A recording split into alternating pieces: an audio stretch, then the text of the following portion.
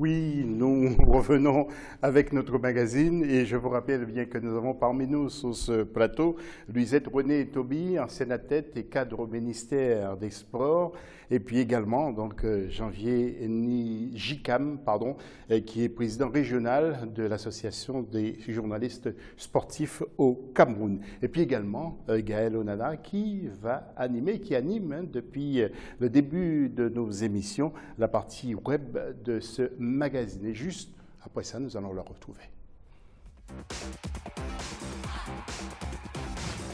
L'instant web, Gaël, un nouveau point avec vous. Un nouveau point, José. Donc, comme on a indiqué à nos téléspectateurs, ils peuvent participer.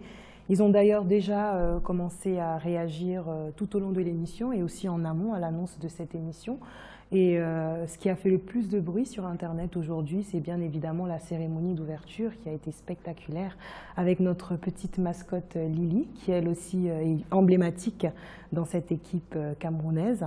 Malheureusement, les internautes ne sont pas vraiment satisfaits, notamment de son nom, le nom Lily, qui n'est pas la plus belle des options. Certains auraient préféré Eyenga, Fotso, Aminatou, qui seraient des noms peut-être un peu plus locaux. Pourtant, selon le comité d'organisation, Lily représente, je cite, la végétation et l'abondance qui caractérisent le Cameroun. Donc, pour la petite histoire, elle a été dévoilée le 5 août 2016. Elle a été dessinée par Franck Wamba. C'est un jeune Camerounais ingénieur informatique de formation et qui s'est reconverti en graphic designer. Il faut savoir que les mascottes en général dans les compétitions tiennent deux rôles, véhiculer une image positive du pays organisateur et servir d'outil marketing à l'aide de gadgets. Donc on espère que Lily va remplir son rôle tout au long de la compétition. Eh bien, nous l'espérons aussi. Merci beaucoup Gaël. On se retrouve tout à l'heure. Et puis tiens, nous allons évoquer les affiches de ce dimanche 20.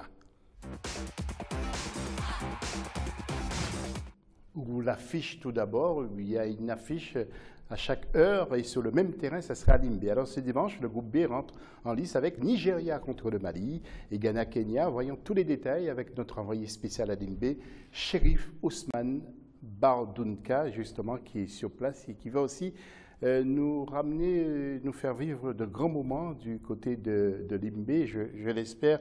En tout cas, et tout de suite, nous allons voir son sujet. C'est parti. La première journée du groupe B s'ouvre ce dimanche 20 novembre 2016 avec à l'affiche Mali-Nigeria. Sur 11 éditions de la CAN féminine, le Nigeria en a remporté 9. Super favoris de ce groupe et même de la compétition, les Super Falcons sont au Cameroun pour décrocher la coupe. Pour y arriver, il faudrait d'abord commencer par battre le Mali. Presque éliminé dans les qualifications, le Mali a finalement obtenu son ticket grâce à la disqualification de la Guinée équatoriale. Habitués de la compétition, les Aigles d'Âme ne comptent pas faire du tourisme.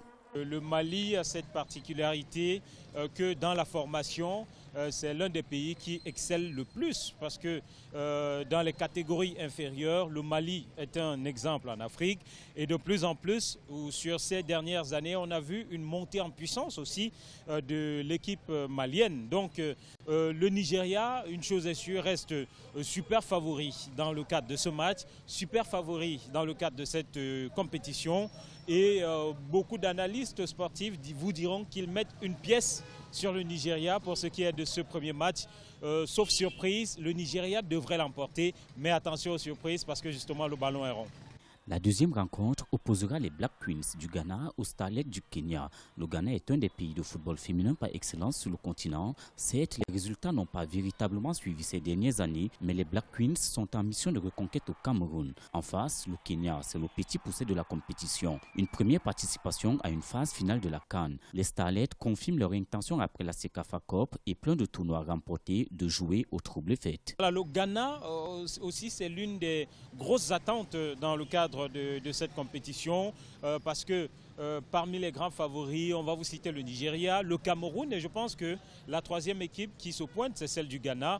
Donc le Ghana, dans le cadre de sa première sortie, beaucoup miseraient aussi pour une victoire des Black Queens dans le cadre de cette première sortie. En tout cas, les premiers matchs seront d'une certaine façon très déterminants et attendons de voir ces premiers matchs pour constater si, oui ou non, les favoris vont répondre présent.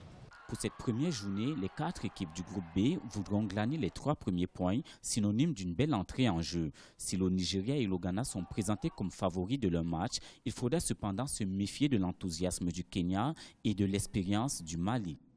Et puis regardons justement ce graphique et à quoi ressemblera justement ce duel entre le Nigeria et le Mali. Vous le voyez, les stats des équipes particulièrement avec le Nigeria qui compte un nombre impressionnant aussi de victoires dans cette compétition et le Mali qui est vierge pour l'instant et n'a pas encore laissé des empreintes dans la compétition. Alors janvier, l'intervenant dans ce reportage disait qu'il faut patienter, justement. Alors, est-ce que vous pensez que le Mali peut contrarier le Nigeria? Je suis d'accord avec Éric Martial tout à l'heure qui parlait du Nigeria comme super favori. Ça va être très difficile pour le Mali de s'en sortir. Vous savez, si... les aigles n'ont qu'une expérience. Hein. Non, c'est pas que les aigles. En termes de participation, vous voyez, le Nigeria a 9 participations et les aigles sont à 5. Nous avons vu ça tout à l'heure. Et vous avez vu qu'au niveau de la Coupe du Monde et tout, il n'y a pas d'expérience. Mais je dis, si nous avons enregistré 2 buts dans la poule A à Yaoundé, je pense qu'au niveau de la poule B, il y aura nettement plus de buts. Parce que l'équipe nigériane est joueuse. Il y a des individualités qui peuvent facilement faire la différence. Si vous avez bonne mémoire, le Cameroun a joué le Mali à Bamako et le Cameroun a pris le dessus. C'est pour vous dire que c'est une équipe qui a peut-être son mot à dire, mais face au Nigeria, ça va être nettement plus difficile. Ça va être nettement plus difficile pour le Mali. Les Super Eagles contre les Aigles du Mali. Donc il y aura des plumes qui vont voler. Hein. Des plumes qui vont voler, je n'irai pas jusque-là. Comme je dis, le ballon est rond, mais forte de leur expérience, les Nigérianes sont vraiment favoris. Et c'est vrai que depuis 2 ans, on a le sentiment qu'il y a une baisse de régime en ce qui concerne leur organisation, mais normalement, elles devraient s'imposer facilement. Maintenant, la compétition a ses réalités que seul le ballon connaît. Donc, il vaut mieux être prudent et attendre la fin du match demain soir. Et puis, il y a un manque de politique aussi dans certains pays, comme le Mali, en faveur des filles, parce que chez les garçons, ça marche, et chez les filles, il y a l'équipe est moins performante. Janvier et Lisette. Est-ce que c'est un problème d'organisation? C'est un problème de politique. De politique. Ouais. Je ne pense pas que les sports masculins, le football masculin est mieux loti. Non, je pense que c'est d'abord un problème culturel. Vous voyez, le Mali, c'est un pays à majorité musulmane. Je ne vois pas comment il est plus facile à une jeune fille de courir ou de jouer au basket, parce que je pense que c'est un pays de tradition de basket, que de jouer au football. Le football, ça demande quand même de briser un certain nombre de barrières. C'est que dès qu'on joue au football, on est un garçon manqué. Quand on joue au foot, c'est qu'on est un garçon manqué.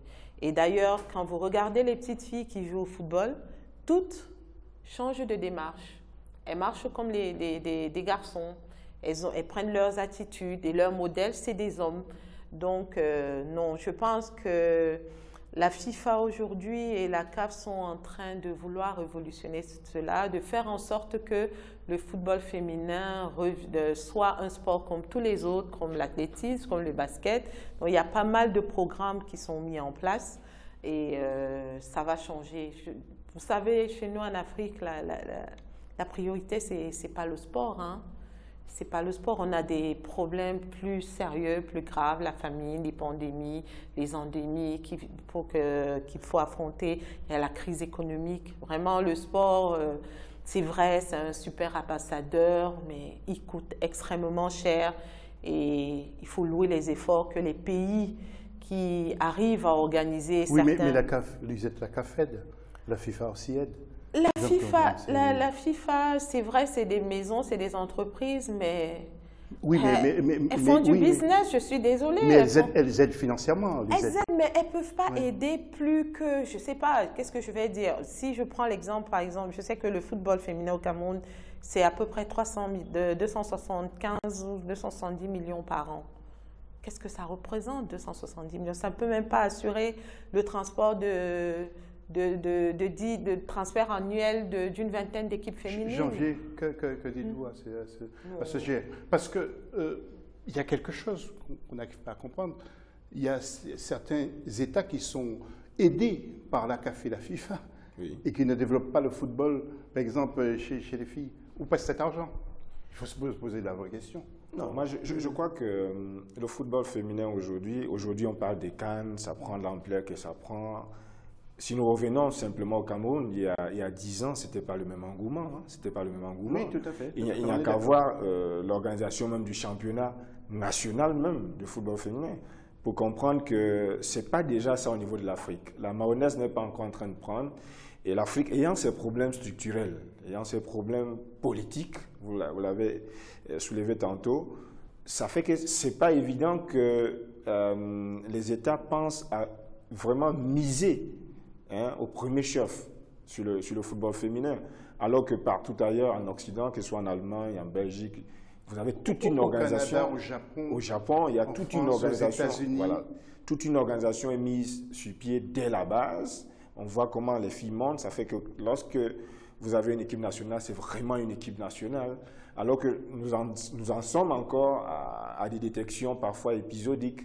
C'est-à-dire, on se rend compte qu'une fille joue très bien au quartier et voilà. Luisette, vous réagir. Alors, Luisette, avant votre réaction, je voudrais juste que nous jetions un coup d'œil sur la deuxième affiche, c'est-à-dire Ghana-Kenya, pour faire un parallèle. Les Ghanéennes, vous le savez, qui sont un peu plus expérimentées, je le pense, sur le plan international. Nous allons voir justement ce tableau, mais en football, tant chez les hommes ou chez les femmes, difficile de dire qui peut l'emporter. Alors donc, ce tableau qui ne vient pas, tant pis. Alors, Luisette, je vous laisse terminer, peut-être le tableau viendra tout à l'heure. Oui, parce que j'allais commencer à parler de discrimination. Oui.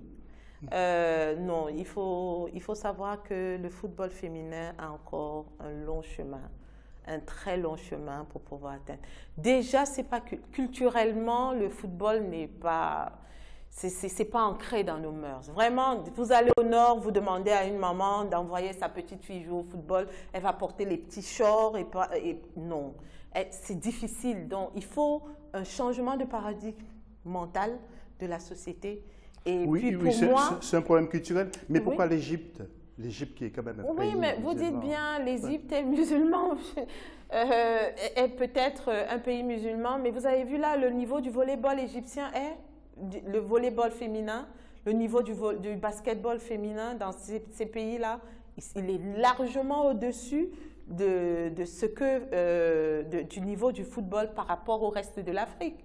Aujourd'hui, en basket, en volley et en handball, l'Égypte, l'Algérie sont largement au-dessus des autres, du Cameroun. Ou peut-être aujourd'hui, le volleyball camerounais, les volleyeuses camerounaises sont les premières en Afrique. Bon, c'est nouveau, mais culturellement, il y a des pesanteurs qu'il faut dépasser et il faut laisser le temps. On retient quand même que vous avez employé le mot de discrimination. Alors bon, on ne va pas développer, mais on va juste jeter un coup d'œil encore sur le tableau avec Ghana, Kenya. Je crois que vous avez voulu en dire plus. Les Ghanéennes qui sont, je vous le disais, un peu plus expérimentées sur le plan international, mais en football, tant chez les hommes ou chez les femmes, difficile de dire en tout cas qui peut prendre le dessus. Il faut attendre vraiment les 90 minutes. Un beau duel attendu également entre Ghana et Kenya. Janvier et Luisette, je voudrais juste que vous disiez un petit mot quand même sur ces deux équipes. Les Ghanéennes ressemblent aux Ghanéens ou pas en football? Les filles ressemblent aux garçons? Pas nécessairement. Non, le football n'est pas du même... non, c'est pas la même chose. Sauf que au niveau du développement. Sauf que les Ghanéens sont en train de monter aussi en puissance. Ça, il faut le reconnaître. Et quand je vois votre tableau, les chiffres parlent d'eux-mêmes. On a vu l'équipe du Kenya jouer contre les Lions Indomptables en aller-retour. C'est une équipe qui est assise, qui est prête, qui a de l'envie. Mais je dis bien, à ce niveau de la compétition, l'expérience est toujours quelque chose sur laquelle il faut compter. L'équipe du Ghana, c'est une équipe que je dis est montée en puissance, qui est en train de s'imposer. Et tout à l'heure, je crois, Eric Martial, lorsqu'il intervenait dans le Vox Pop. On revenait sur le fait que l'équipe du Ghana aujourd'hui, s'apparente nettement mieux, en fait, un peu à celle du Nigeria. Hein. Je vois dans son classement, lorsqu'il parlait du Nigeria, il parlait du Ghana. C'est à peine s'il revenait sur le Cameroun, pour dire que c'est une équipe sur laquelle il faut compter. Et si là-bas, c'est un groupe, c'est un collectif qui est solide, qui avance. C'est pas trop les individualités. Ok. Voilà. Alors, pendant que nous allons regarder le tableau, nous allons demander justement à Luisette de faire des commentaires. Alors, Luisette, justement, de rajouter ce que vous voulez dire quand nous allons remettre l'antenne. Des rencontres de ce dimanche 20, Nigeria, Mali et Ghana, Kenya, vous le voyez. Donc, des affiches très attendues. Luisette, un dernier mot avant de remettre l'antenne. En ce qui concerne la poule B, les deux matchs sont pour moi, c'est des rencontres déséquilibrées.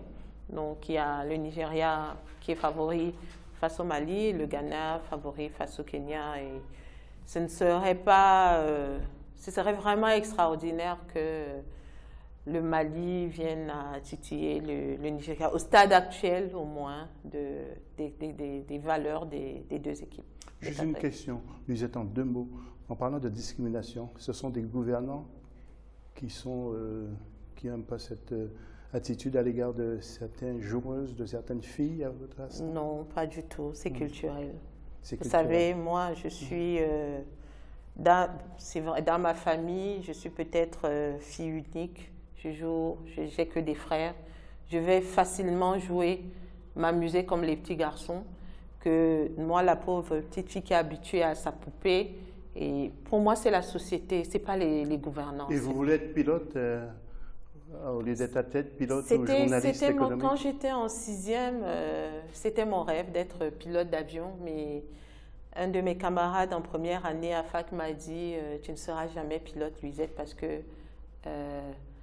les femmes, il est difficile de faire des jugements de manière objective sur les femmes. » Donc, j'avais oublié. Après, j'ai voulu être journaliste économique, mais malheureusement, la base que moi, je voulais obtenir pour être journaliste économique, je ne l'ai pas reçue. C'était mon rêve, c'était d'avoir une licence en sciences économiques avant d'être journaliste économique. Voilà, merci. En tout cas, vous êtes cadre au ministère des Sports. C'est quand même sacré poste également. Donc, vous avez bien réussi dans la vie après avoir été une grande athlète. Je ne me plains pas. Merci.